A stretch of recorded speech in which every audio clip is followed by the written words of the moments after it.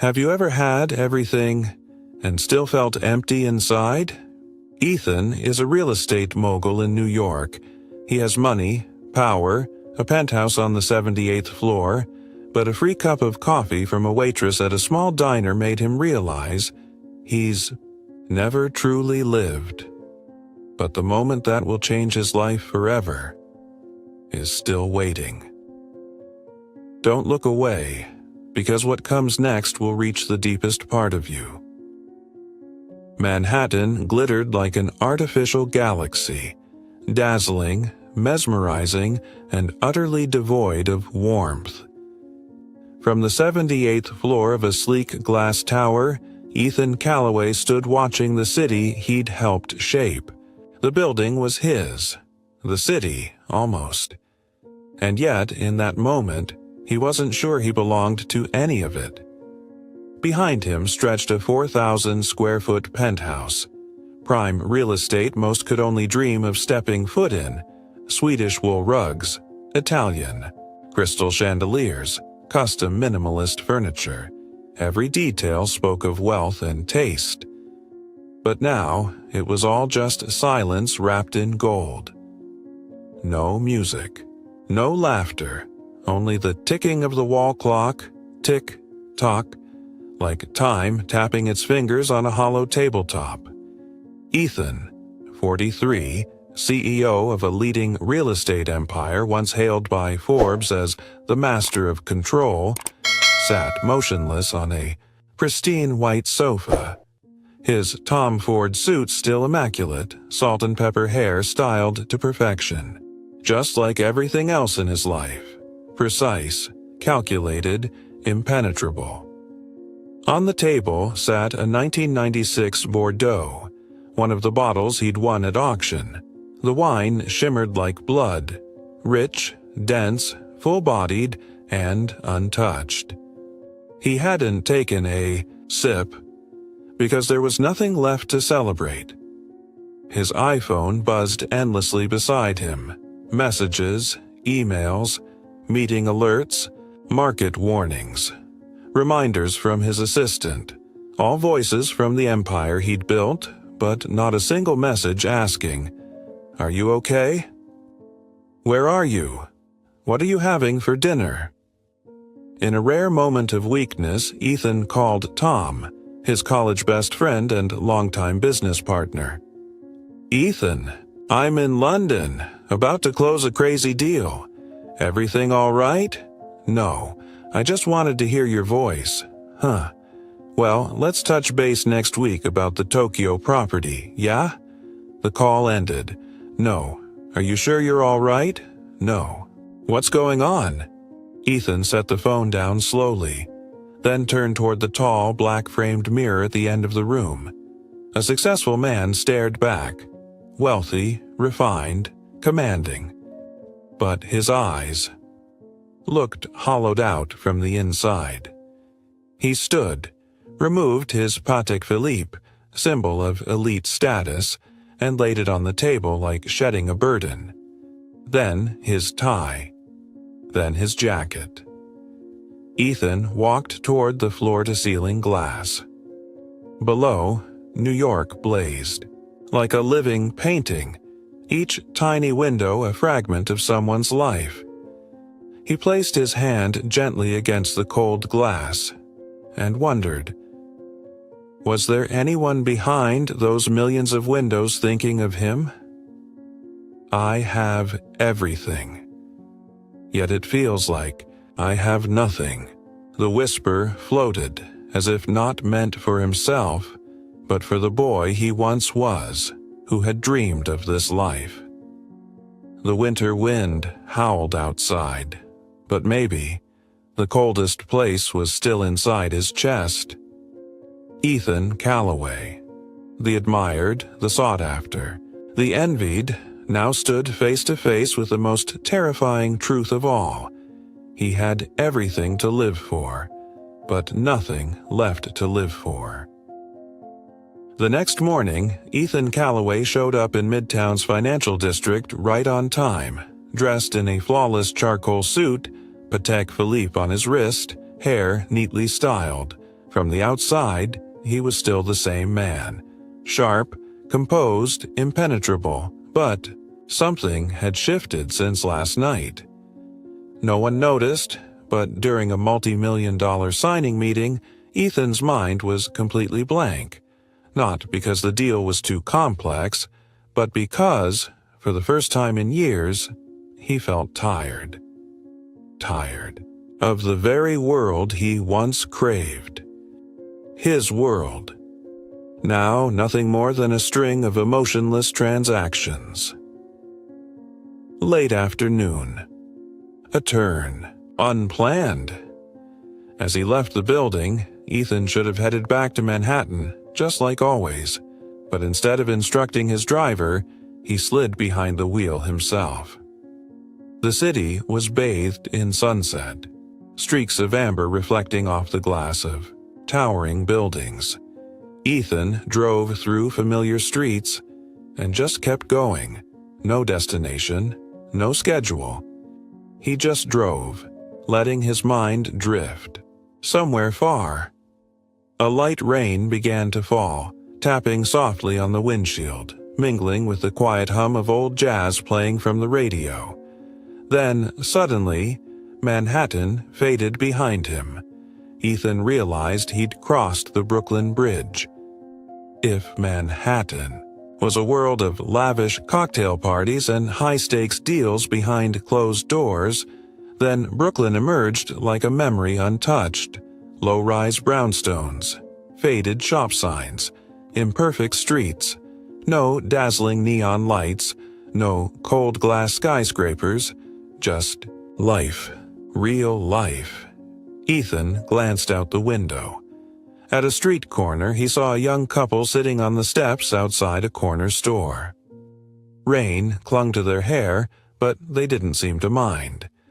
They shared a crumpled paper bag of donuts, eyes lit with laughter, as if nothing in the world mattered but each other. Ethan paused. When was the last time he laughed like that? Without armor, without weight? A question rang through his mind. No answer followed. The light turned green, but Ethan didn't move. His fingers tightened slightly on the wheel. Then, suddenly he turned. Down a narrow side street. No reason, no plan. An unexpected stop. Maple. Diner. The rain grew heavier as Ethan pulled over. He looked up and found himself parked in front of a small diner. Maple Diner. No neon sign, no valet, no luxury parking, just an old wooden sign dangling from the awning. The word Maple peeling with time.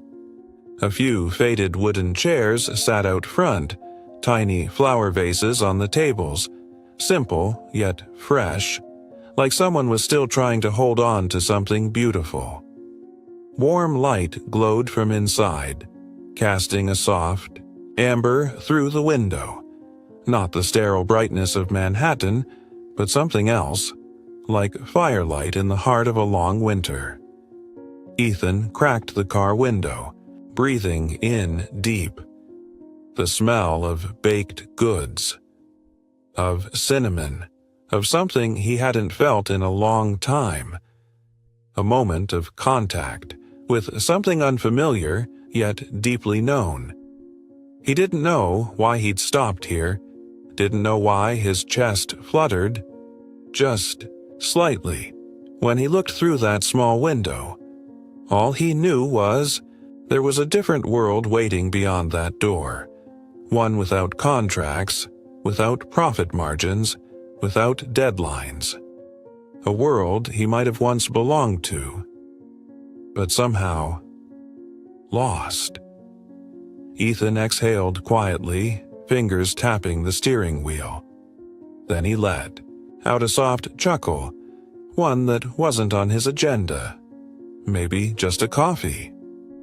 Without another thought, Ethan opened the door, stepped out, leaving his world behind, and walked into something completely unknown.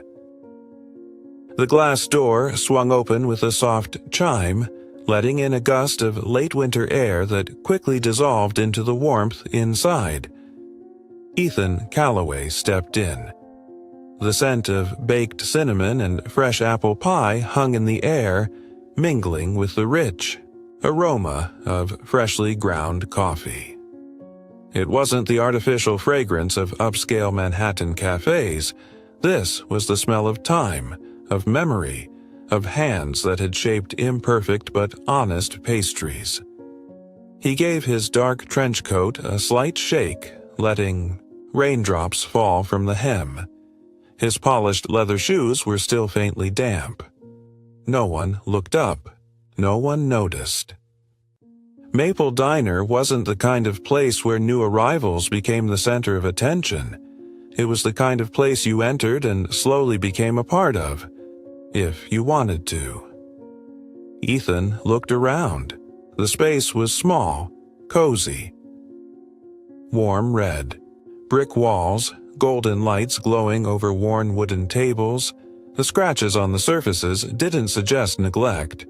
They marked stories long passed through. In one corner, an elderly woman carefully turned pages of a newspaper with trembling hands, her teacup resting beside her. A man in work overalls ate a late dinner, occasionally nodding to familiar servers. Farther back, a young woman typed on an old laptop, her coffee growing cold beside her. No one cared that Ethan Calloway, a real estate tycoon, had just walked in. No one gave him calculating looks or deference or suspicion. He should have felt relief. Instead, he felt out of place. The first words, a voice that made him pause. As he searched for an empty table, a voice called out, not overly cheerful, not rehearsed, but with a sincerity that made him stop in his tracks. "Hey there. Cold out today, huh? What can I get you?" He looked up. Olivia Carter, early 30s, warm brown skin, deep brown eyes, steady yet full of life. Her hair, lightly curled, was pulled back, with a few loose strands dancing as she moved. Her apron bore faint coffee stains, but nothing about her felt unkempt. Olivia wasn't conventionally stunning, but there was something about her, something quietly kind, like a small flame in a long winter night. Ethan didn't answer right away. There was a slight pause. Then, hesitantly, "Black coffee. No sugar." She smiled gently. A smile that respected distance, didn't intrude. "Long day?" she asked, not waiting for a reply. "Hot coffee might help. Trust me." He didn't respond, but for the first time in a long while, something in her simple words made his shoulders ease. A quiet moment. A cup of coffee without a price tag. A few minutes later, Olivia returned. In her hands, a simple ceramic mug. Steam curled from it, carrying warmth and the earthy aroma of roasted beans. She placed it on the table. No bill, no receipt. Ethan raised a brow. "I haven't paid," Olivia shrugged, her eyes glinting with a hint of mischief. Gentle but sincere. "It's on me. You look like you're having a rough day. Sometimes a free cup of coffee is just what someone needs." Her words weren't poetic. They didn't carry deeper meaning. But for Ethan, a man who'd lived in a world where everything came with a price, where no one offered anything without expecting something in return, it hit like a gentle crack in the ice around his heart. He froze. No one had given him anything freely in years. No one had done something for him without expecting a return. He didn't know how to respond. Should he thank her? Refuse? Pull out his wallet to regain control, the way he always did? But instead, he just nodded quietly and took a sip. Final scene. A faint stirring. The coffee wasn't perfect. a little bitter on the finish. And yet, this was the first real cup he'd had in years. Ethan stayed, longer than he planned, not because of the coffee, not because of the rain, but because of that one sentence. And that one woman, and a vague, quiet feeling that he should come back here again. Ethan was still there, sitting in the quiet corner of the diner. The coffee in front of him was half gone, its warmth fading, but he wasn't ready to leave. Strange. He couldn't remember the last time he'd sat somewhere without the jarring ping of a phone notification, without a suffocating schedule dictating his every move. But now, bathed in amber light, surrounded by worn brick walls, wrapped in the scent of cinnamon and butter, time seemed to slow, no longer the ruthless current of the opulent world outside. For the first time in years, Ethan wasn't racing toward anything. He took a deep breath, a real one, and for the first time, he could smell life. Not the scent of polished contracts or expensive cologne, but the aroma of a world where people still made time to live, not just exist. These people, this world Ethan had never truly seen. From where he sat, Ethan allowed himself, maybe for the first time, to really look around, not as a man sizing up a new investment, but as someone lost, trying to understand a world he hadn't known existed. The door creaked open. A gust of cold wind swept in with an elderly woman, small frame, wrapped in a worn-out knit sweater, her canvas shoes soaked through. She walked up to the counter, fingers trembling as she fished through her coat pocket for a few scattered coins. Olivia spotted her instantly, her smile blooming like greeting an old friend.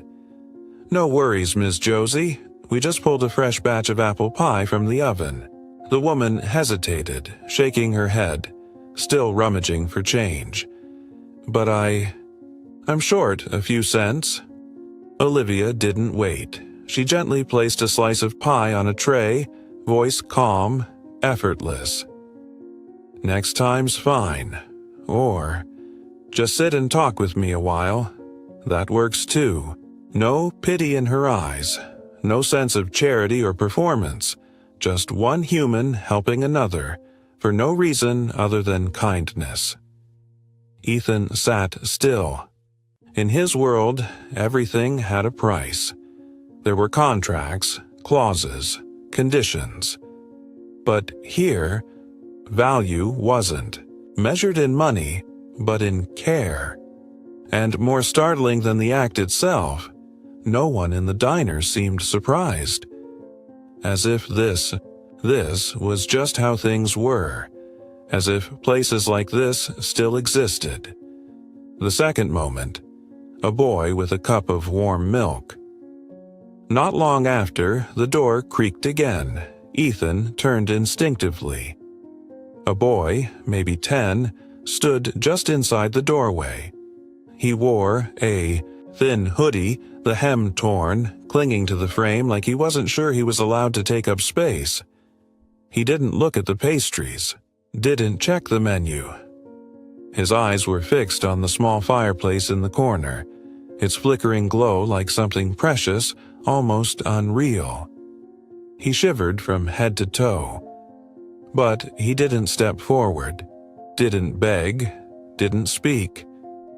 He just stood there, as if even existing was an inconvenience. Olivia saw him. No alarm, no frustration, just quiet movement. She poured a cup of warm milk, grabbed a small pastry, and stepped outside. "It's cold today," she said, voice steady, untouched. "By pity, you need something warm in your belly." The boy looked up, hesitating, then took the cup with both hands, like it was the most valuable thing he'd ever held. He didn't say, "Thank you," just bowed his head deeply, then retreated to a corner, sipping in silence. a strange feeling in Ethan's chest. He turned away and realized he was swallowing something thick in his throat. Not discomfort, not surprise, but a feeling he didn't know how to name. When did moments like this start feeling so foreign to him? When did he start living in a world where no one helped unless there was something to gain? Ethan laid his hand on the table, fingers tracing a scratch in the wood. An old table, worn by time, but still standing, still useful, still holding meaning. Just like the people here, looking at Olivia, and a quiet curiosity. He watched Olivia, but not as a waitress this time, as part of this place. Someone living in a way he had long forgotten, giving without counting. Did she do this every day? Offer food to those who couldn't pay, warmth to those who had nothing to give in return. A thought crept into Ethan's mind. Not pity, not awe, but something quieter, awe wrapped in wonder, and a question, one he genuinely wanted to answer for the first time. If I ever lived like that, when did I lose it? Ethan was still there. The coffee in front of him had gone cold, no longer steaming. Outside the window, the rain had stopped completely, leaving behind tiny droplets clinging to the glass, glistening under the glow of the street lamps. Inside Maple Diner, time moved to a different rhythm. A few patrons lingered, a middle-aged man quietly savoring a slice of apple pie, an elderly couple sitting side by side, hands gently clasped, not speaking because they didn't need to. The warm, yellow light coated everything in a soft patina of stillness, as if this place didn't belong to the hurried world outside. Ethan checked his watch. Almost 10 p.m. He'd been there for over an hour, longer than any meeting he'd had in the past year, and what surprised him most, he didn't want to leave. A habitual gesture, and a brush with another world. Ethan stood, a flicker of hesitation in the movement. He reached for his wallet, pulled out a crisp $100 bill, and carefully placed it beside the empty coffee cup. Not because he thought the coffee was worth that much, but because he didn't know how else to say, "Thank you." He had never learned to show gratitude without money attached. Olivia approached. She didn't look at him, only glanced at the bill, briefly with no reaction, no surprise, no pause, no shift in expression. She picked up the 100, then gently set it back in place. "Coffee's on the house. Have a good evening." Her voice was warm, but this time her gaze met his. Deeper, not judging, not rejecting out of pride. Just, simply uninterested in his money. Ethan froze. He wasn't used to this. In his world, money was the universal language. It was the passport to anywhere, the shield, the weapon, the fallback. But here, it was just paper, returned to him, sitting alone on a small table in a quiet diner. A strange discomfort crept in. Reflexively, he pulled out 2 20s, laid them neatly beside the 100. Not because he thought Olivia needed them, but because that's what he knew how to do. It was a reflex. The only response he understood to unconditional kindness. Olivia didn't flinch. She tilted her head slightly, then smiled, but it wasn't a polite smile. It wasn't grateful. It didn't seek approval. She looked him in the eye, not confrontational, not submissive. "I don't take money for kindness." A moment when Ethan realized money can't buy everything. He stood still. Her words weren't dramatic. They carried no hidden weight. But to Ethan, a man shaped by a world where everything had a price, where nothing was offered without a catch, they hit something deep. He swallowed hard. No counteroffer, no bargaining, no way to bend this rule. For the first time in his life, Ethan couldn't buy his way in, and that, more than anything, made him want to return. A goodbye, and one last glance before walking away. He inhaled deeply. This time, he didn't insist. He simply nodded, voice low. No longer the commanding tone of a millionaire, but something quieter, more honest. Thank you for the coffee. Then he turned, pushed open the door. The night air sliced through his thin coat, laced with the scent of cinnamon and butter, a smell that made him falter just for a second. But he didn't stop. And then, just as he passed the window, something made him look back. One glance, and a heartbeat skipped. Through the glass, he saw Olivia clearing a table. She didn't look after him, didn't seem to care whether he returned or not. She just kept working, like refusing a millionaire's money was nothing out of the ordinary. But right before he turned away, she lifted her head, and their eyes met. No words, no staged smiles, just a moment so real. Ethan felt his heart skip, not because she was beautiful, not because she refused him, but because Olivia had touched something inside him he hadn't known was still there. Ethan walked away, but his mind was no longer in Manhattan. For the first time, he wasn't the one naming the price, and he couldn't make peace with that. Not because his pride was bruised, but because he needed to understand. He needed to know how people like Olivia existed, people who gave without asking. Why places like Maple Diner could exist, where a cup of coffee might be free, but still hold more worth than anything his money could buy. He knew he'd come back, not to pay, but to find the answer. Before Ethan steps deeper into the world of Maple Diner, and before his heart slowly begins to change, what do you think is waiting for him behind that small kitchen door? What do you think Olivia will do when she finds out Ethan is the man, considering buying the diner? Leave your thoughts. We'll write the next part based on what you feel. Comment below or reply to explore what happens next.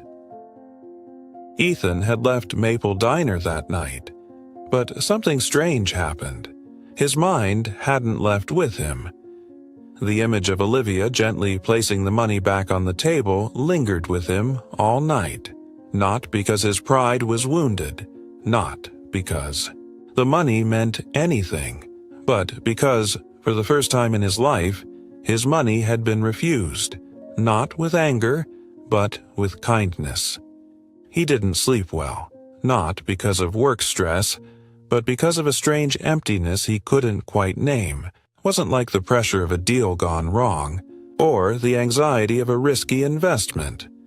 It was more like something inside him had been shaken. The next morning, while Manhattan woke with blaring horns and hurried footsteps, Ethan drove back to Brooklyn. No appointments. No agenda.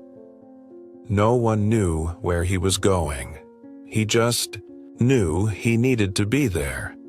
This time, Maple Diner wasn't just a warm escape from the rain. In the daylight, it felt brighter, warmer, busier. Sunlight streamed through the windows, bouncing off the worn tile floor.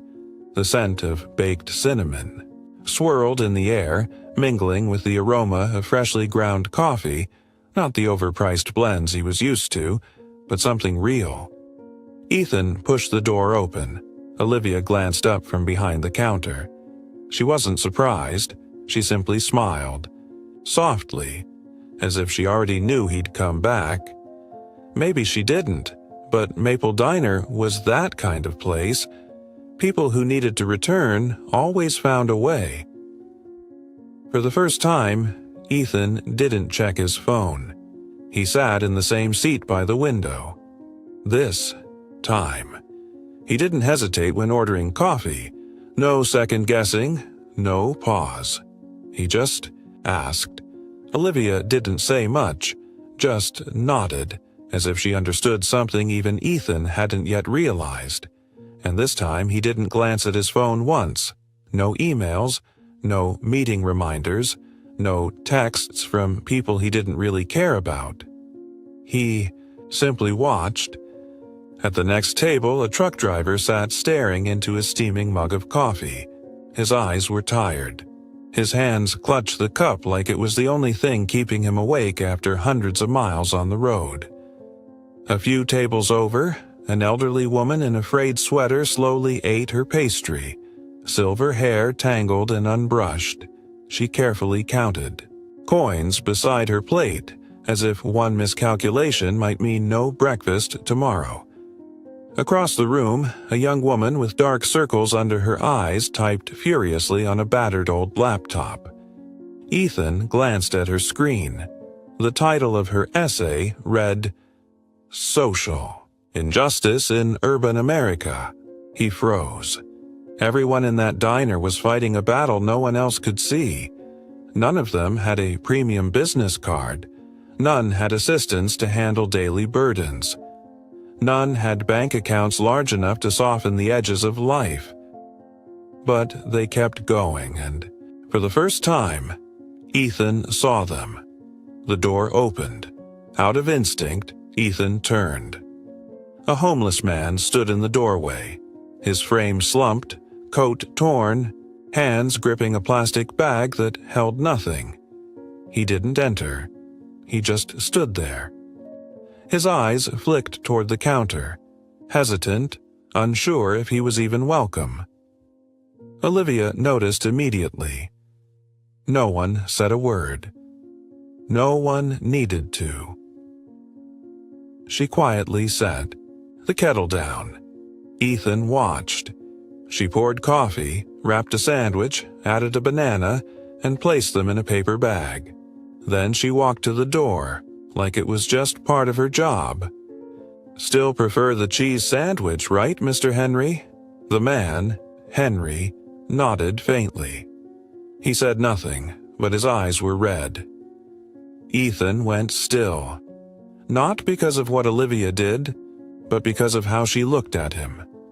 No pity, no condescension, no distance, just one human seeing another and treating him as he deserved to be treated. When Olivia returned, Ethan finally spoke, his voice lower, slower than usual.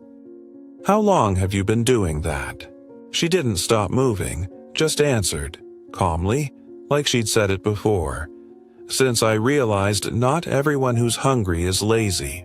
Sometimes all someone needs is a hand at the right moment." Ethan didn't reply, but his chest tightened. He'd spent a lifetime evaluating people by numbers, income, productivity, assets, but here he saw people. No one in this diner had anything worth investing in, and yet, strangely, they were the first people who'd made him want to come back. Not for business, not for strategy, but because something in this place still didn't make sense to him. And he knew he had to understand it. Ethan didn't leave. He meant to. He meant to return to Manhattan, to the packed schedule waiting for him. But meaning to leave didn't mean he could. Something held him there. A strange feeling he couldn't name. He wasn't used to listening, to the quiet pull inside himself. It wasn't the coffee. It wasn't the cinnamon muffins. It was because he wasn't ready to go back to the world he'd come from. This place felt lighter than anywhere he'd ever been. No frantic typing, no glass tapping in high-stakes meetings, no sharp glances from partners negotiating million-dollar deals. just soft voices. Simple stories. People surviving, one day at a time. For the first time, Ethan wanted to give something back. He'd stayed long enough to notice things he once would have overlooked. An old woman counting out loose change beside a grocery bag full of wilted greens. A truck driver, gripping his coffee like it was the only thing anchoring him to the day. A homeless man standing just outside the door, too afraid to come in. And Olivia. She wasn't running a business. She didn't treat people like customers. She never measured who could pay and who couldn't. She simply watched, listened, and responded. And Ethan thought maybe he could help, in the one way he knew how. He pulled out his leather notebook, a habit from his old world. Inside it, folded neatly between two blank pages, was $500. As Olivia cleared his empty plate, he slid the notebook toward her. His voice was low, steady. It's not much, but maybe you can use it to help a few more people. Olivia looked down. 1 second. 2. Ethan waited for her to take it, certain she would. Why wouldn't she? But she didn't reach for it. She didn't look moved. She didn't hesitate. She just raised her head, her eyes deeper than before. Then she picked up the money, without urgency, without fear, and set it gently back in front of him. I don't help people to get paid for it, Ethan. For the first time, Ethan didn't know how to give. He blinked. He wasn't used to being refused, especially when he was offering something. He thought he was doing the right thing. He thought he was contributing. He thought this was what Olivia wanted. He gave a small, awkward smile. His voice softened. I just thought it was a way to say thank you. And even to his own ears, the words sounded strange. Thank you. He was used to saying thank you with numbers, a good deal, commission, a loyal employee, a bonus, a decent meal, a generous tip. But here, money had no place in kindness. Olivia didn't take long to respond. She smiled, soft but unwavering. Rentier, here, the best way to say thank you is to come back and share a meal. Become part of this place. For the first time, Ethan's money meant nothing.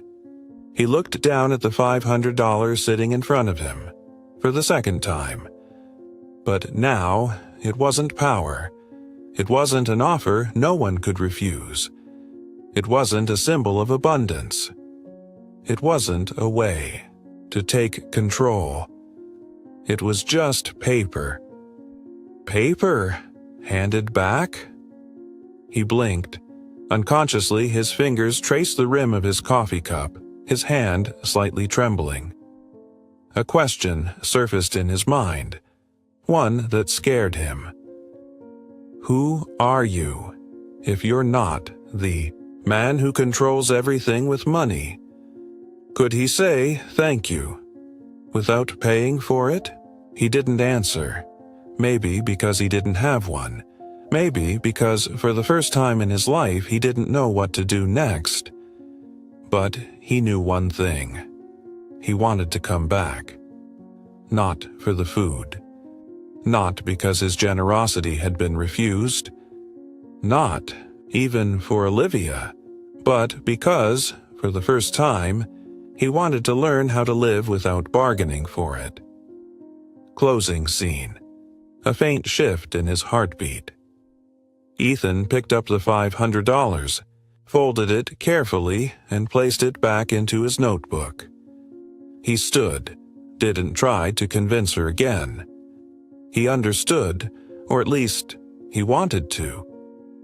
Before leaving, he glanced around the diner one more time. Not to evaluate. Not to analyze. But to feel the college girl still typing away on her battered laptop. the truck driver now sipping his second cup. The old woman had left, but a small flower sat in her place, probably something Olivia had left behind. Ethan smiled, softly. No one in this diner had anything worth investing in, and yet they were the first people who ever made him want to return, not to buy, not to own, not to change, but to understand. And maybe to find something he never even knew he was missing. Ethan returned to Maple Diner, as usual, but today something was different. He came early. Very early. Before the morning rush spilled into Brooklyn, before the first customers wandered in for their daily cup of coffee. Maybe because he no longer wanted to stand outside the life that pulsed within this place. Maybe because, for the first time, he wanted to step into it. A strange sensation stirred inside him, the feeling of wanting to belong. When Ethan walked in, the diner itself seemed to recognize that shift. The lights felt warmer, the scent of cinnamon rolls richer, the morning greetings softer, deeper. For the first time, Ethan didn't come in as a customer, and for the first time, he wasn't searching for his usual seat, and then, before he could make sense of what was happening, "Ethan!" Olivia's voice rang out from behind the counter. He turned just in time to catch something flying toward him. Whoosh! A green apron landed square on his chest. Startled, he caught it by reflex. Baffled, surprised. Before he could speak, Olivia planted one hand on her hip and gave him a playful look. "We're short-staffed today. Unless you've got $1 million deal waiting, grab a tray." Ethan froze. He stared at the apron in his hands like it was some kind of challenge to his identity. His whole life, he'd worn the finest tailored suits, shirts made to measure, Italian leather shoes polished every morning. But an apron? He'd never worn one, never imagined he would, and then a voice whispered inside him, "Do you know how to be anything besides a CEO?" A simple question, but it hit him like a punch of truth. He looked up and met Olivia's eyes. Then, slowly, he bowed his head, lifted the apron, and gave a quiet smile. "Just don't make me bake anything," Olivia laughed. "Good. If you're in the kitchen, we'd probably have to call the fire department." So Ethan learned how to tie an apron, how to carry a tray without tipping the glasses, how to push open the kitchen door without bumping into anyone. All the things he'd never needed to do before. And then, his first task, table 3, water service. Elderly woman, an older man, and a little girl with curly hair scribbling away with crayons. A simple job, an easy one.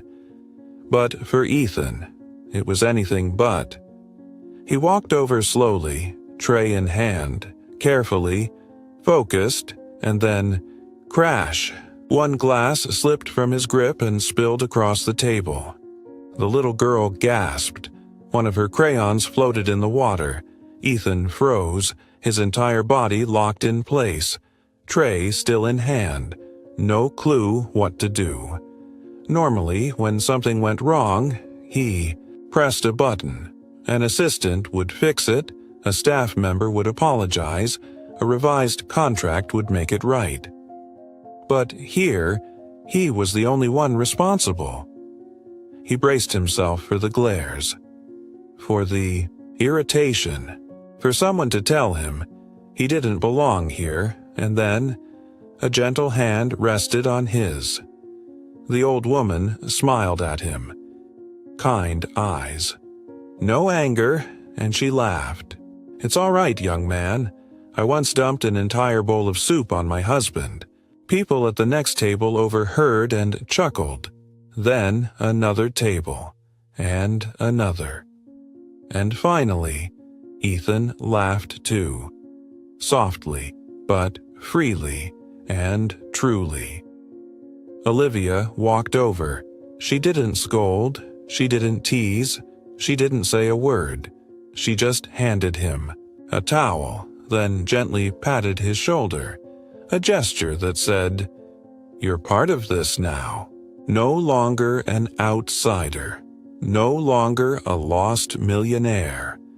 No longer just someone passing through." Today, Ethan didn't just step into Maple Diner. He stepped into its world. He bent down, slowly wiping the water from the table. No one rushed him. No one complained. The conversations around him continued. But Ethan knew something inside him had shifted. For the first time, he didn't feel like a millionaire. For the first time, he didn't feel out of place. For the first time, he was just a man, learning how to live all over again. Midday at Maple Diner drifted by like the soft jazz playing from the old speaker tucked in the corner. Gentle laughter, the clinking of plates and cutlery, the scent of warm butter in the air, everything blended into a quiet symphony of everyday life. Ethan, still in his slightly crooked sea blue apron, looking every bit the rookie, sat back on the wooden bench behind the diner, where sunlight filtered through the vines. A cigarette dangled between his fingers, lit with a silver lighter. He'd kept since college, a piece of memory he'd never let anyone see. He took a slow drag. The smoke rose lazily, matching the slow rhythm of his own heartbeat. No emails, no Zoom pings, no deadlines, no pressure, just wind, faint traffic in the distance, and the scent of pastries on his sleeve. For the first time in a very long time, Ethan didn't feel chased by time. And then, peace cracked, like a stone thrown into still water. A voice, low, rough, breaking on every word, floated through the cracked kitchen. Doors at the back, it was familiar. Frank, the owner, middle-aged, silvering hair, rounded shoulders, a weary face that always looked like it had gone too many nights without sleep, lost in ledgers. Ethan had always seen Frank as calm and capable. But now, through that voice, he heard something else. Defeat. "I understand. But just give me 2 more weeks. I've been trying to pull together the rent.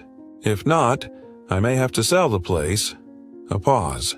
"Yes, it's just an old diner after all. Who'd even want it?" Time stopped. Ethan froze. His back went rigid against the wood. Every word Frank spoke cut into his thoughts like tiny knives. The diner. Might not make it, the only place that had become his one breath of air, the place he'd just begun to reach. 4 might disappear, swallowed like thousands of others in the relentless churn of money and progress. He stubbed out his cigarette on the edge of the bench, still lit. No words, no questions. He simply stood. He walked quietly toward the door, staying hidden in the shadowed edge. Through the fogged glass of the kitchen, he saw Olivia laughing with Mrs. Josie, the silver-haired woman who loved telling stories of the past. The little girl in the corner held up her drawing of the diner for Marcus. Marcus, the grumpy busboy who once thought Ethan was just another investor. Inside, everything still glowed warm, like nothing was falling apart. But Ethan knew. He clenched his fists. His eyes stayed locked on Olivia. She was still the same. Slim, frame, hair tied back hastily, a flour smear across her apron. But her eyes were alive, bright, full of something real. She didn't know. None of them did. That this little home, this nameless sanctuary they gathered in each day, was standing, at the edge of a cliff, and Ethan, the man who had just learned to carry a water glass, who had only just begun to smile at strangers without trying to win them over, was the only one who could stop it from slipping away. A question surfaced, not from his business mind, but from something deeper. If this place disappears, who will carry on what it stands for? He had bought hotel chains, leveled old neighborhoods to build shimmering towers. But now, he didn't want this place to vanish, not for profit, not for ownership, just because he couldn't bear the thought of a world without a place like Maple Diner. Final scene. A decision begins to take shape. Ethan stepped back inside. The tall man still wearing his poorly tied apron. No one knew what he'd just overheard. No one noticed anything different in his quiet smile to Olivia. He ordered another slice of pie, chatted with a customer at the next table. But his eyes never left Frank, and in his pocket, his hand curled around the unlit cigarette. Not out of habit, not for nicotine, but because Ethan knew it was time to act.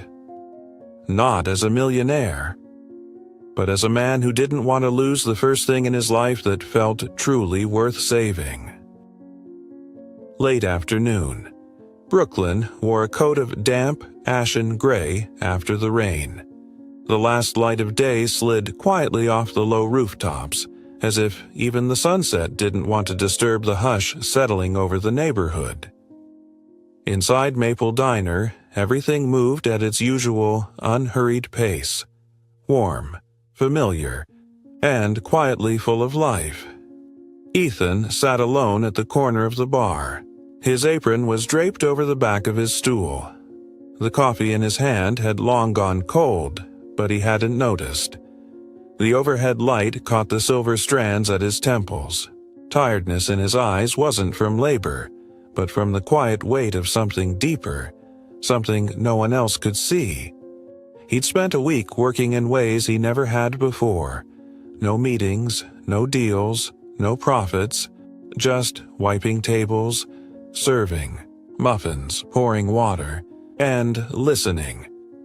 He thought he understood the warmth of Maple Diner, thought he'd found its heart, but he was wrong. The door chimed softly, the wind slipping in with the lingering chill of late autumn. A little girl, maybe 5, stepped in. Her hair was wet and clinging to her face, her sweater soaked through, her small features pale with cold. In her arms, she clutched a worn, soggy teddy bear like it was the only safety she had left. Her eyes were red. She stood frozen in the doorway, too scared to step forward, too lost to turn back. "Are you lost, sweetheart?" Olivia's voice came from behind the counter. Gentle, steady. She walked over, knelt down so their eyes were level. "What's your name?" I can't find my mom. I don't remember the house number." Olivia didn't panic, didn't rush. She simply stood, walked behind the counter, and returned with a soft, cream-colored towel. Carefully, she dried the rain from the girl's hair. Then she pulled out a chair, poured a cup of warm milk, and set it in front of her. "It's okay. You're safe here." Her hand rested on the little girl's back, a quiet touch, but solid, like a wall between the child and the world. Ethan couldn't look away, not out of pity, but because it stirred something he hadn't let himself feel in years. A long-forgotten winter, a small-town diner on the edge of nowhere. A boy curled up near the back kitchen, waiting for his mother's shift to end, listening to the clang of pots and the sizzle of grease. His mother, her hair frizzy from a full day of work, hands red from dishwashing, eyes sunken with exhaustion, still bent down to hold him. She pulled out a cream-colored towel, old but freshly washed and scented with cheap soap, and gently dried his hair. "Cold, honey? Let me make you some warm milk." Ethan remembered that feeling, safe, held, and impossibly far away. "I had this once, and I threw it away. My mother used to be Olivia, and I'd forgotten her face." A sharp ache bloomed in his chest, not because of Olivia, but because of himself. Because he had walked away from the one person who once shielded him from the world without ever looking back. He had called it a poor past and buried it. In a corner of his mind he'd never intended to open again, because somewhere along the way, he thought success meant leaving everything behind. But now, watching Olivia, he didn't see her anymore. He saw his mother, the woman who once sang him to sleep in exhausted whispers, who smiled even when she wasn't sure there'd be money for milk the next day, who once placed her hand on his back and said, "It's okay, you're safe here." A few minutes later, the girl's mother burst in, breathless, near tears. She dropped to her knees, wrapped her child in her arms, shaking. Olivia stepped back, smiling softly. No thanks were needed. Ethan turned away. He didn't want anyone to see the redness in his eyes, didn't want anyone to know that his heart, once sealed shut, had just cracked open beneath the weight of a tiny hand and a towel, and a voice whispered, not from logic, but from somewhere deeper, "She doesn't just help people. She reminds me who I used to be.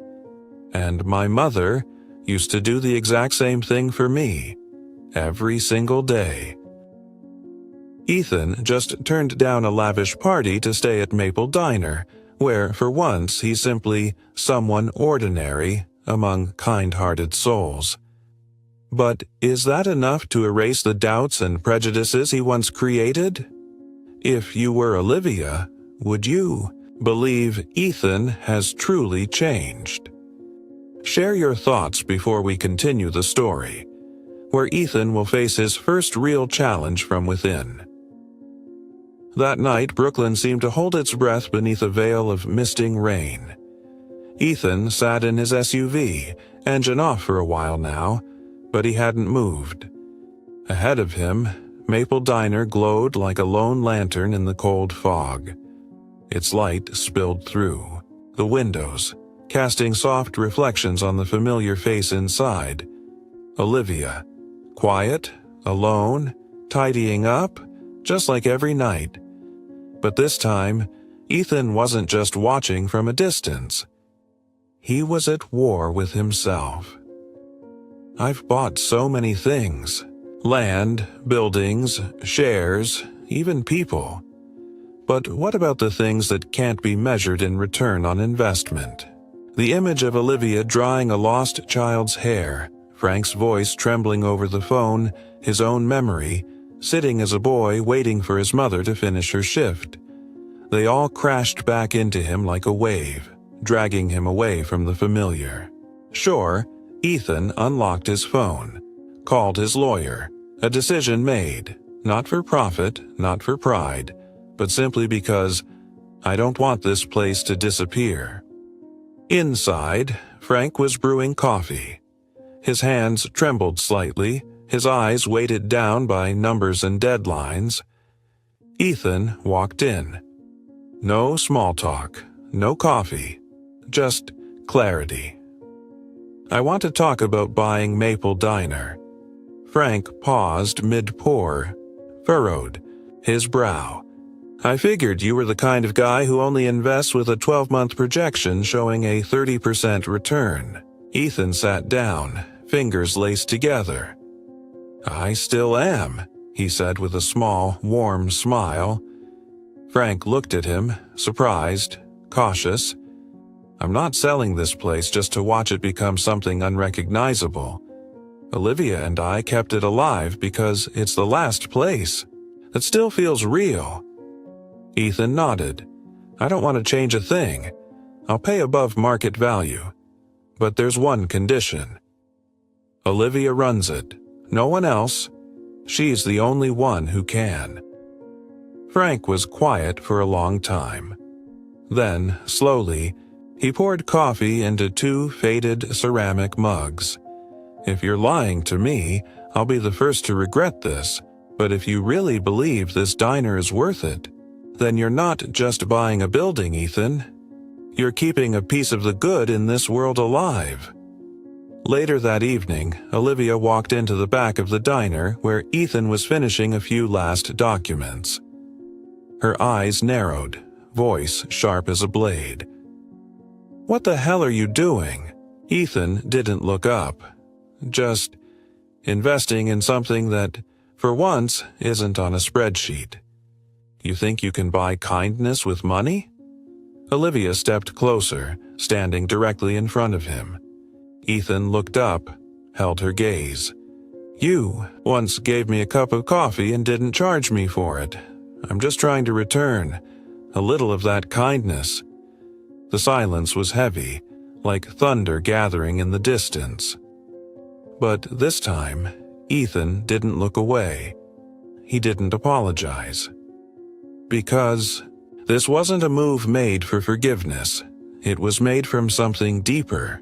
It was made from the heart. Ever since word spread that Ethan was the new owner of Maple Diner, the atmosphere quietly shifted. No one said anything, but every look, every lukewarm nod, every whispered conversation behind his back felt like 1,000 tiny cuts. Olivia noticed, felt it as clearly as a chef tastes a soup and knows it's missing just a pinch of salt. And she didn't stay quiet. The next morning, as Ethan was unlocking the register, Olivia walked in. No greeting, no smile. She stood tall, arms crossed, stance that said she was done being polite. "What exactly do you think you're doing?" Her voice wasn't raised, but it was cold steel. Ethan turned, gave a small shrug, trying to keep his tone light. "Investing. In something beyond shares and real estate. A diner, I believe, is worth holding on to." Olivia stepped closer, eyes burning with a mix of anger and disappointment. "You didn't buy this place. You bought people's sense of security, and that's why I can't trust you. This isn't a business model. It's where people come when they have nowhere else. It's home, and that's the one thing you don't get to own." Ethan didn't argue, didn't defend himself. He looked at Olivia, not as an owner looking at a manager, but as a student looking at someone who knew a world he'd only just stepped into. "I've lived in some of the finest homes in Manhattan, but no place has ever made me feel needed the way this place does. I chose you to manage this diner because you don't run it with skill. You keep it alive with your heart, and that's something I could never replace." She clenched her fists. "I don't manage for someone. In a place I helped build, every booth, every pie with my own hands. And I won't let anyone, no matter how well-intentioned, change it with charming words." She turned and walked out. Ethan didn't follow. He simply turned back to his cold coffee, heart a little hollow, but not broken. A few days later, Olivia saw something she hadn't expected. Ethan didn't interfere. He didn't push any revamp strategies. He brewed coffee, cleared tables, took orders. No demands, no displays of power, and most importantly, he stayed. One late afternoon, as the diner prepared to close, Olivia walked over and placed a folder on the table in front of Ethan. "I'll manage the place, but under 3 conditions. No changes to the menu, no price hikes, and no interference in how we serve our customers." Ethan looked up at her, smiling without hiding it. so I need your approval just to fix a leaky faucet. Now?" Olivia smiled back, softly, but with that unshakable firmness still in her voice. Her eyes, though, had softened. "I don't need you to be perfect. I just need you to remember why you walked through that door." As Olivia stepped outside, the golden hue of the setting sun lit up the old wooden sign above the entrance. Maple Diner. Ethan watched her go, and for the first time, he didn't just see a diner. He saw a promise. That morning, Brooklyn was wrapped in a quiet chill, the sky heavy with leaden clouds. The air hung suspended between the damp goodbye of autumn and the quiet sharpness of the coming winter. Ethan stepped into Maple Diner. The wooden door clicked, shut behind him, soft but final, like the sound of an invisible line being crossed. For the first time, he wasn't walking in as a customer, not as the man being offered coffee, not as the quiet observer in the corner.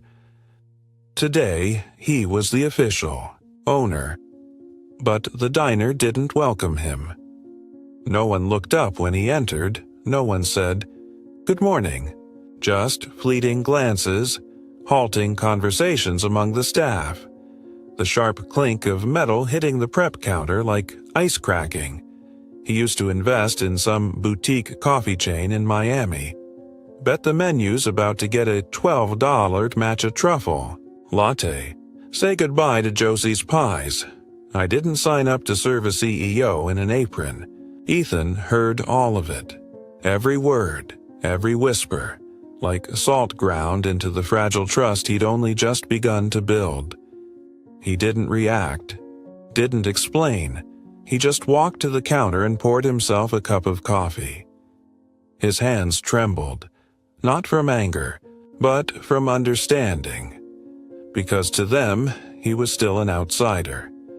The breaking point, when someone else's old wound landed on him. Suddenly, a sharp clang rang out, a pot lid slammed hard against the stove. Marcus. The head cook. Early 50s, hair graying, hands thick with old burn scars from hot oil and ovens. A man who had been part of Maple Diner since it was just a neighborhood bakery. He ripped off his apron, voice simmering with fury that had waited too long. "I've had enough." He pointed at Ethan, eyes steady, unblinking. "I watched a nice guy like you buy my father's diner in Queens.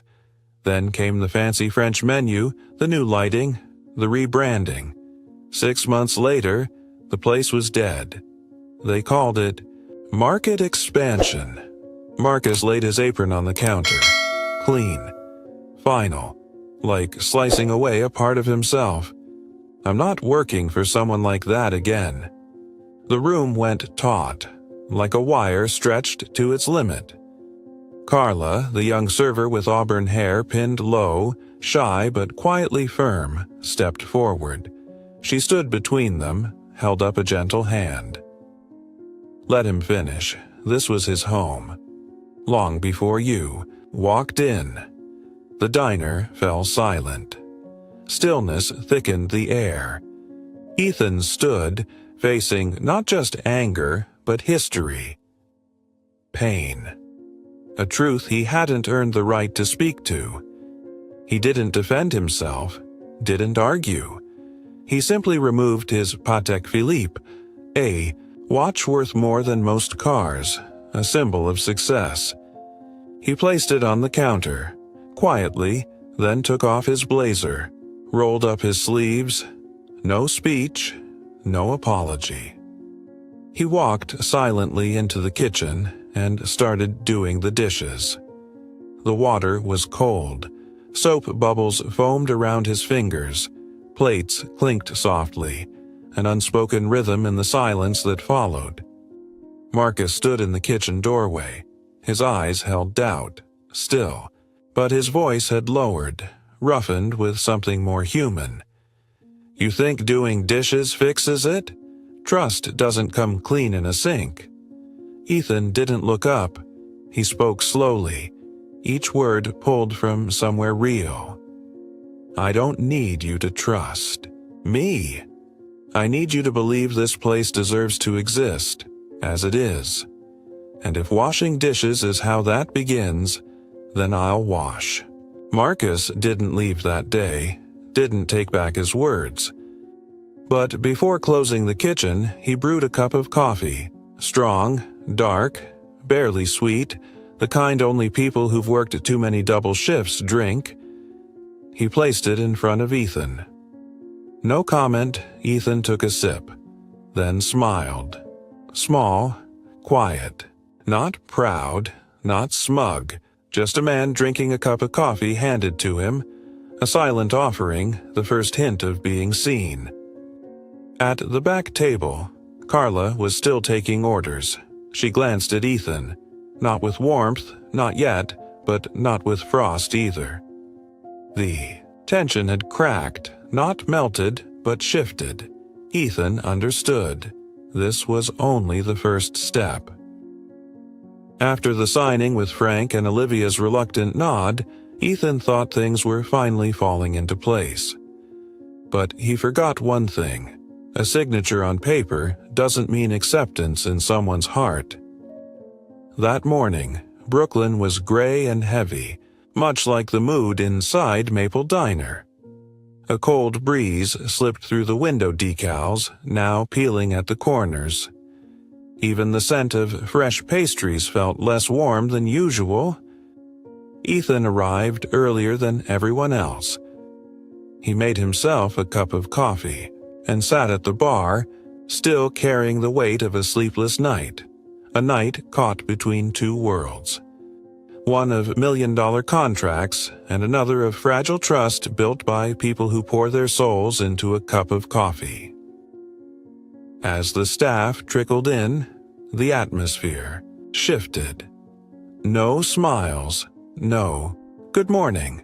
They worked, but with the stiffness of people who knew they were being watched. Then came the murmurs. Menus definitely getting revamped. Prices will go up, and Josie's old pies? Gone. Probably. A new logo, maybe even an app. Of course. Ethan heard it all. His eyes stayed on his notebook. His hand tightened around the coffee cup. He understood. To them, he wasn't a partner. He was the embodiment of every wound they'd ever received from men in suits. A sharp clatter rang out from the kitchen, metal against gas stove. Ethan shot up and headed straight in. "Marcus." The veteran cook, early 50s, hands marked with old oil burns that spoke more than any resume could. He was untying his apron. "That's it," he said, voice clipped and hard. "I've seen this community reinvention movie before. They always say they'll keep things the same. 6 months later, nothing's the same." He turned, looked Ethan square in the eyes. "I lost my father's diner that way. They said they were helping. What they really did was turn it into a marketing experiment. I'm not working for a millionaire in disguise, not again." He laid his apron on the counter, like laying down a piece of his youth. Turned to leave. Ethan stepped forward, blocking the doorway. "Marcus, if I mess this up, you can leave. Anytime. But what if I'm just trying to keep this place exactly as it is?" Marcus turned, pain and anger written across his face. "You don't get it. No one walks into a place like this without breaking something. A choice." A silence thick with judgment. All eyes were on the two men. Olivia stood at the bar, tense. Carla, the young server, bit her lip by the wall. Ethan exhaled. Deep, slow. He took off his patek, folded his blazer neatly over a chair, then rolled up his sleeves, and walked, wordlessly, to the sink. The air held its breath. Water ran. Dishes clinked softly. Soap swirled in the basin. No one helped. No one stopped him. Ethan washed plate after plate, glass after glass, like he was trying to clean not just dishes, but wounds left untended. Marcus watched from the doorway, still skeptical. You think washing a few dishes is enough to earn forgiveness? Ethan didn't turn around. His voice was steady. I'm not doing this for forgiveness. I'm doing it to learn how to start where everyone else did. If this is what it takes to stay, then I'll do it. Marcus didn't leave that day. He stayed. Silent. Later that afternoon, as the last customers trickled out, he brewed a cup of coffee. Black, strong, no sugar, the kind Ethan had slowly learned to drink when he first arrived. He placed it on the counter in front of Ethan. Not as a gesture of welcome, but as a quiet acknowledgement. I see you. Ethan looked at the cup. Nodded once. No smile. No thank you. Just a sip. And the quiet understanding that trust had just earned its first small repair. Marcus didn't leave the diner. His black coffee, placed quietly on the counter, said what words didn't. You started right. But Maple Diner never settled for silent nods. Trust here required more than visible acts, and even Ethan hadn't truly believed he could ever be part of this world, until the night he stumbled upon Jake. Jake, 22, the quiet one with perpetually messy hair and a uniform that never quite sat right. He spoke softly, rarely drew attention, always in the background, delivering food, clearing tables, washing dishes, never complaining. Most of the staff had gone home. Olivia was behind the counter counting the register. Ethan, on his way out from the kitchen, paused when he saw Jake sitting alone at the back table, usually reserved for passing customers. The dim light above cast a pale glow on the young man's lowered face. In front of him, a wrinkled letter and a laptop so old the screen was bruised with a black smudge. You all right? Ethan asked, awkward with the words. Jake flinched, scrambling to hide the paper, but too late. Ethan had seen it. A tuition delinquency notice. Jake forced a crooked smile. Just, the university's threatening to revoke my credits if I don't pay this term's tuition, but I'm not even sure if I should keep going. Working here's been good, there's company, and there's Olivia. Ethan didn't reply. He just sat down, nodded, and in that moment he saw himself. Years ago, a smart, lonely kid lost in a world polished on the outside but hollow inside. What did you do to get into that school? Ethan asked. Hundreds of emails, scholarships, 3 jobs at once, no father. Mom passed when I was 16, but I never stopped trying. Ethan nodded again, then stood, gently patted Jake's shoulder. No promises, no pep talk, just quiet. Understanding. The next day, Jake came in with a clouded look. He washed dishes like usual until noon when his phone buzzed, an email from his university. He stared. Your tuition has been paid in full. Account, private sponsor, 734C. No note left. Jake froze. He looked up, scanning the room. Olivia noticed his face, came over. Something wrong. Jake handed her the phone.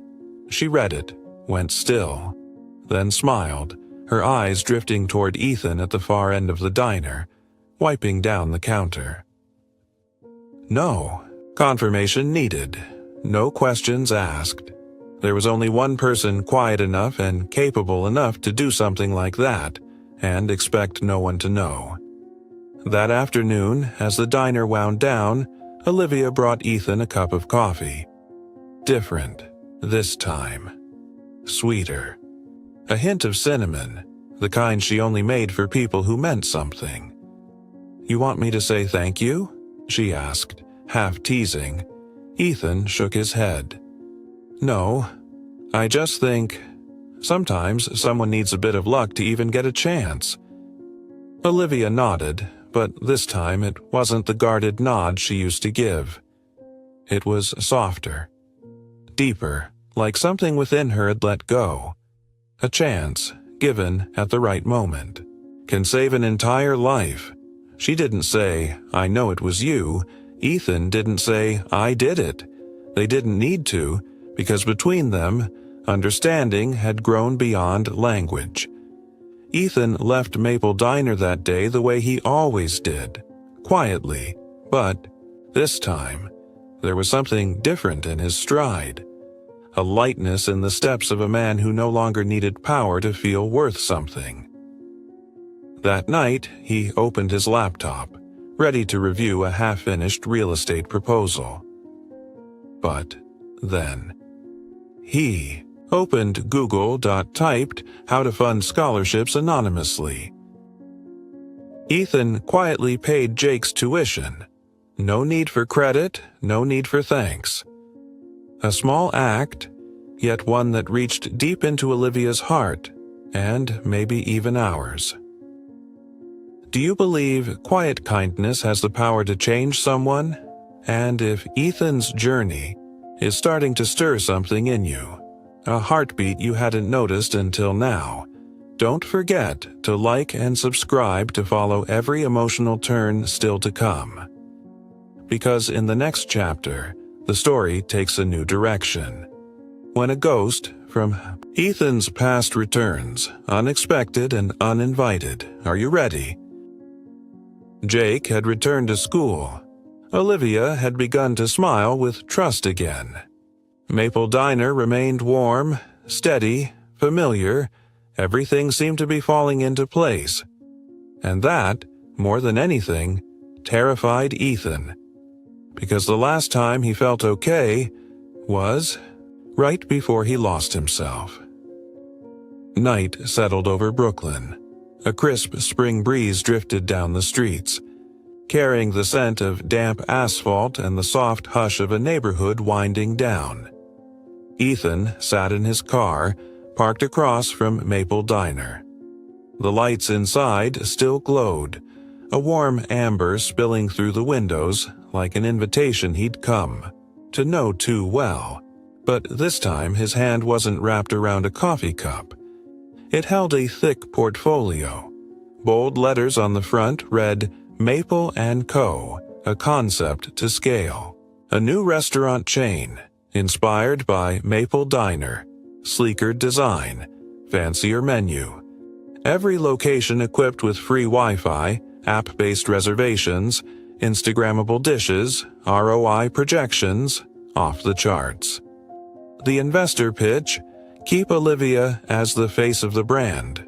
Real people, real feelings, that sells. Ethan opened his laptop. Spreadsheets blinked across the screen, numbers dancing in the way they used to thrill him. First-year profits up 36%. Q2 growth forecast, 18%. Below, an email from his financial partner. Ethan, this is gold. You're the only one who can turn this feeling into a scalable model. Let's make Maple $1 million name. But Ethan's eyes weren't on the screen. They were fixed on the diner's window. Inside, Olivia was wiping down the last table, laughing, softly with Mrs. Josie, the older woman who always ordered apple pie. Their laughter was real. No lights, no staging, just life. Behind them hung an old photo on the wall. Frank, the gray-haired owner, smiling kindly. A younger Olivia, hair tied in twin braids, holding a tray of pastries. Around them, familiar faces. Regulars. Ordinary people. Glowing. With an intimacy that couldn't be fabricated. Ethan swallowed hard. This feeling right here was why he'd walked away from everything. Why a millionaire chose a sink full of dishes over another boardroom. I flipped another page of the proposal.concept art for Maple Diner Premium Edition. Polished hardwood floors, high-top bar seating, white walls, pristine but cold. Gone were the scuffed tables. Gone were the hand-picked flowers and ink-written menus. It was maple in name only. But the soul was missing. Ethan murmured to himself, "Maybe I'm about to repeat the very thing that left me empty." He thought of the penthouse, where Manhattan's glitter only made him feel more alone. Of Olivia, who once turned down his money with a quiet smile. Of Marcus's booming laughter in the kitchen. Of Jake's tear-filled eyes when that tuition email came in. For the first time in his life, Ethan was afraid of success. He shut the laptop, but didn't drive off. He sat there, hands on the wheel, eyes still on Maple Diner. Night deepened. Inside, Olivia dimmed the lights, leaving only the glow above the coffee bar. She pulled out a chair, poured herself a cup of tea, and looked out the window. Neither of them knew it, but their eyes were fixed in the same direction. One keeping the warmth alive, the other torn between destroying or protecting it. Ethan let out a slow breath.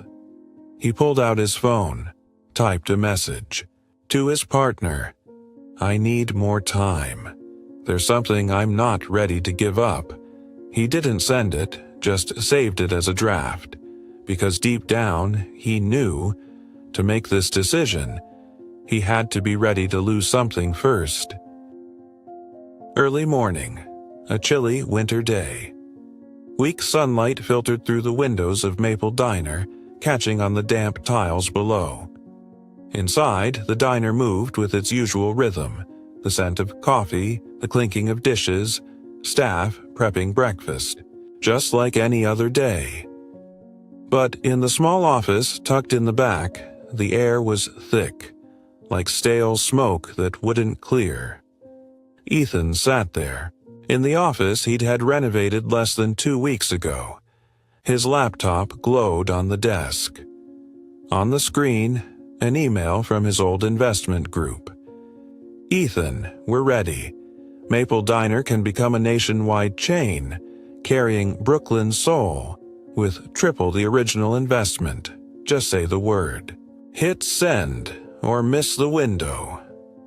His fingers hovered above the keyboard, but he didn't type. He just stared. For a long time. A knock at the door. Olivia walked in, holding a cup of coffee. His usual, her quiet morning routine. "You didn't sleep," she said. Her voice was calm, but something tightened beneath it. Ethan took the cup, but his hand trembled, and his eyes betrayed a storm he couldn't hide. He was quiet for a moment, searching for the right words. Then, slowly, "Someone wants to buy Maple. For a lot. They promised they'd keep the soul of it. Just make it bigger." Olivia froze. Her face lost its softness. She set the coffee down, harder than necessary. "I'm sorry. What?" "I haven't said yes," Ethan said quickly. "I'm just considering." Silence. "So, in the end, you really are just another businessman?" Olivia said. Her tone wasn't loud, just colder than the wind outside. "No, it's not. Like that.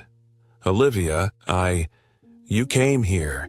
You learned how to carry plates, say thank you, how to live. And now you're thinking of selling all of it to a spreadsheet?"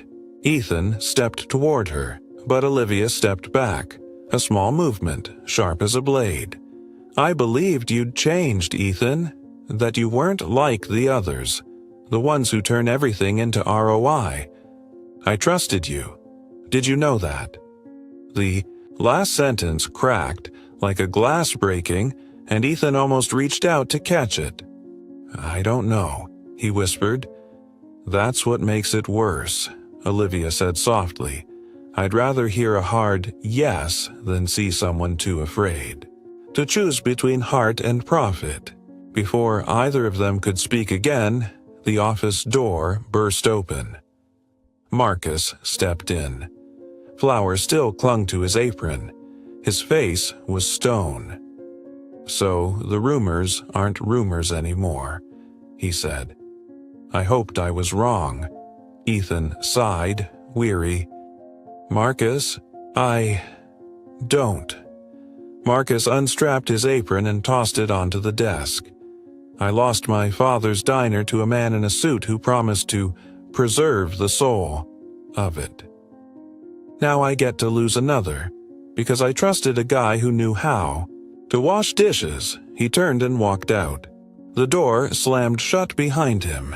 Ethan barely had time to breathe when Carla appeared at the door, the quiet young server, always in the background, now with fire in her voice. "You want to know what someone like me feels?" Her voice trembled, but it didn't break. "I slept on the couch in the back of this diner for 3 weeks after I got kicked out of student housing. Frank didn't ask why. Olivia just brought me an extra pillow. And now I'm supposed to watch this place turn into a Maple Diner TM franchise? I'm sorry, Ethan. I quit." She walked out, and with her, Ethan became a stranger again. The emotional breaking point. Olivia walks away. The diner fell. Quiet. Ethan stood alone in the office. The coffee in his cup still steamed, but he couldn't bring it to his lips. Minutes passed. Then Olivia returned. She didn't speak.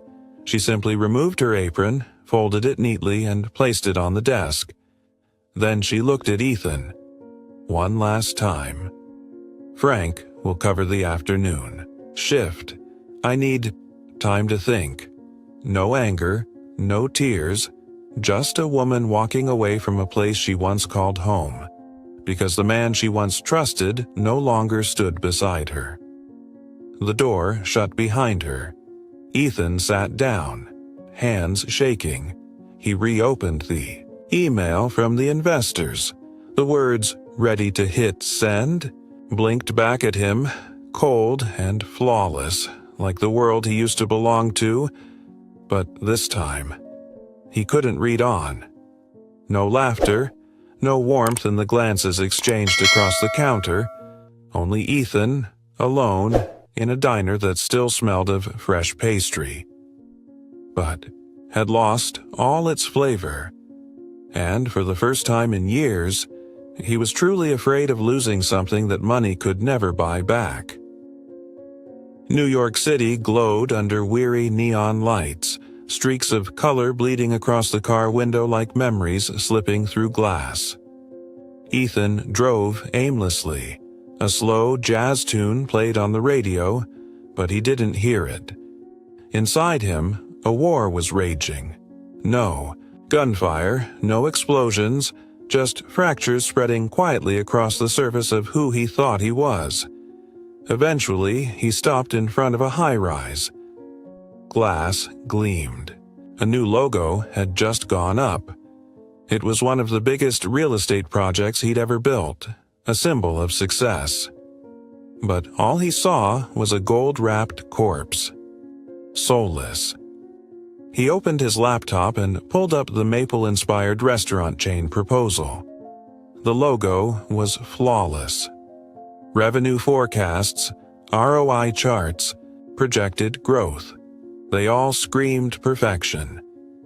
And then his eyes stopped on a tiny thumbnail in the corner, a field photo of the real Maple Diner. Faded brick walls, an old wooden sign, and Olivia's smile caught mid-laugh. Blurry, but alive. He shut the laptop, folded the documents, rested his head on the steering wheel. I spent years building something. For what? An empire, where no one would notice if I disappeared. But at Maple Diner, just a few weeks, and for the first time I felt seen, the wind slipped through a crack in the window. Cold, but not as cold as the hollow in his chest. He turned the wheel. The tires rolled in the opposite direction. Back to Maple Diner. The glass door reflected the streetlight's glow. Inside, Olivia was folding tablecloths. Marcus wiped down the stove. Carla stacked menus. Everything was wrapping up, not because the day was done, but because trust had quietly left the room. Ethan pushed open the door. The air stilled. No one spoke. Olivia looked up, not angry, not relieved, just empty. Ethan walked to the center of the diner. In his hand, a thick stack of papers, the contract to sell Maple Diner. The wood of the table let out a soft thud when he placed it down. A pause. A breath. I gave up a lot to build my old world, and I almost lost my soul trying to keep it. He tore the contract in half. The sound of paper ripping was quiet, but it split through the tension like thunder. I'm not selling, no matter the price, no matter if you think I'm crazy. Maple Diner isn't a project. It's my home, our home. Silence. Then, Olivia looked at Ethan for a long time, and slowly, her lips curved, just slightly, a softness only the careful would catch. But it was enough. Enough to know. She had forgiven him. From the counter, Frank sipped his coffee, then said with quiet finality, "Welcome home, Ethan." The morning after the final decision. No fireworks, no banners screaming, "Welcome back." But when Ethan pushed open the door to Maple Diner, his hand still trembling slightly with nerves, he knew something had changed. The diner looked the same. Weathered wooden tables, floors still slick from the morning dew tracked in by customers' shoes, but somehow everything felt warmer, closer. At the center table sat a freshly baked apple pie, not store-perfect, the crust a little burned around the edges, but placed proudly atop a crisp white tablecloth. Next to it, taped in place, was a sheet of A4 paper, scribbled in uneven, colorful marker. "Welcome home, Ethan." Below the words, a crayon drawing, A.D., tall man in an apron holding a cup of coffee standing beside a smiling dog. Ethan let out a quiet laugh. Lily's handiwork, no doubt. The little girl who always asked for extra marshmallows with her hot milk. Frank stood at the counter, arms crossed, giving a silent nod. Olivia was in the back, her smile. Small, but unmistakably real. No dramatic speeches, no poetic declarations.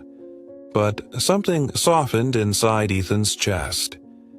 He wasn't the owner of the diner. He was home. No sponsors, no viral campaigns, no cameras. Just a small wooden sign propped. Out front, written in white chalk, "Late-night coffee for anyone who needs it." Ethan and Olivia set chairs out along the sidewalk. Marcus grilled sandwiches in the kitchen. Carla handed out paper bags with masks and warm towels. Jake brewed coffee on a manual press, an older woman, fresh off her night shift cleaning subway stations. A quiet homeless man taking 2 rolls and sitting in the corner without a word. A skinny college senior, laptop open, whispering a thank you to Ethan. Ethan simply smiled. Said nothing. Later, he stepped into the back, washing dishes, hot water, soap bubbles, plates clinking like a quiet song unique to this place. A few neighbors passed by, noticing the lights still on. "Why's the diner still open tonight?" one asked. Carla replied, "Because someone out there might need it to be." No follow-up questions, just a nod, like they understood. Ethan stood at the back door, looking in. Warm light bathed the room. Steam curled from a forgotten cup of coffee. No one needed to know he was a CEO, an investor, a man who once bought skyscrapers. Here, he was simply a man who knew how to pour coffee, clear tables, and listen. A little boy walked up, holding a cookie. "Are you the owner?" he asked softly. Ethan crouched down, smiled gently, and shook his head. "No, kiddo. I'm just someone who once sat here alone and got a free cup of coffee from a stranger." From inside, Olivia watched Ethan chatting with a group of students. Her gaze softened. Frank gave Marcus a knowing wink, and on a night without stage lights, without cameras, without hashtags, a community returned, not because of Ethan, but because Ethan, at last, chose to stay. Brooklyn. Early morning. The streets were still quiet. A few bicycles glided past. The scent of coffee from the small shop across the road blended with the morning mist, creating that unmistakably American smell. Warm, familiar, like childhood, like a memory everyone seems to have tucked somewhere deep inside. Maple Diner looked the same. No new sign, no upgraded interior. Still the same old glass door, the red brick walls damp with dew. But to Ethan, something had changed. Not the place, but himself. He sat at the bar near the kitchen, the spot Frank used to occupy, one he'd never paid attention to before. On the counter lay an open copy of the Brooklyn paper, turned to the local news section. Beside it, a half-filled cup of coffee. Ethan wasn't reading. He just sipped, slowly, eyes following the rhythm of the diner around him. Marcus was testing out a new walnut pastry, Ethan's idea. Carla was playing word games with the regular's daughter. Jake, the student Ethan had quietly helped through college, waved goodbye and rushed off toward the subway. No one paid Ethan much mind, and he liked it that way. No one looked at him like a savior, just part of the place. A soft clink of a spoon on glass. Olivia stood behind the counter. In her hand, a fresh cup of coffee, steaming, unasked for. She set it down in front of him and said, almost instinctively, "You look like you're having a good day. A free cup of coffee might still help."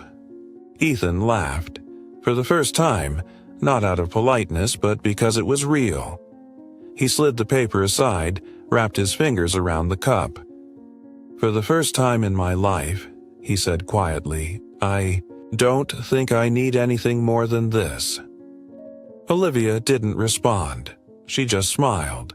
That kind of knowing smile from someone who has long understood a simple truth. Joy doesn't come from grand things.